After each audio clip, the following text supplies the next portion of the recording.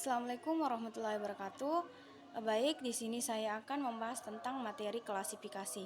Nah, di sini saya akan memperkenalkan diri, yaitu perkenalkan, nama saya Rahmadani. Adapun NIM saya yaitu 091058042342, semester 2 Administrasi Publik.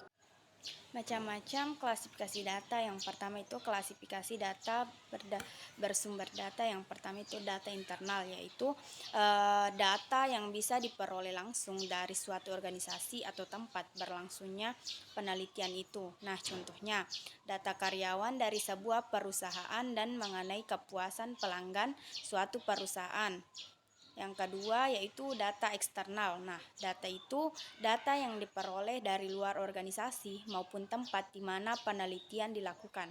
Contohnya, data kependudukan dan jumlah data siswa dari sekolah lain.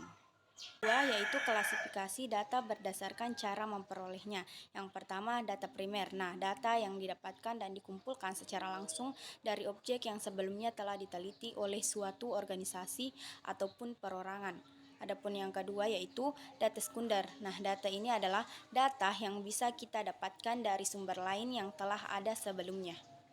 Yang ketiga yaitu klasifikasi data berdasarkan waktu pengumpulan. Yang pertama itu data cross-sectional, adalah data yang dikumpulkan pada suatu titik waktu tertentu dari berbagai subjek atau unit analisis. Adapun yang kedua yaitu data time series, adalah data yang dikumpulkan secara perkara pada interval waktu tertentu dari suatu objek unit analisis. Adapun keempat yaitu klasifikasi data berdasarkan jenis data. Yang pertama itu data kuantitatif, adalah data yang dapat diukur dan dinyatakan dalam bentuk angka. Contohnya pengukuran tinggi badan, berat badan, usia, dan pendapatan jumlah siswa dan kelas.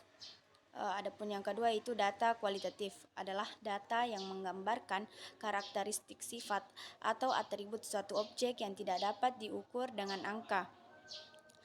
Adapun contohnya yaitu warna rambut, jenis kelamin, dan status pernikahan, dan tingkat kepuasan persepsi atau opini terhadap suatu produk.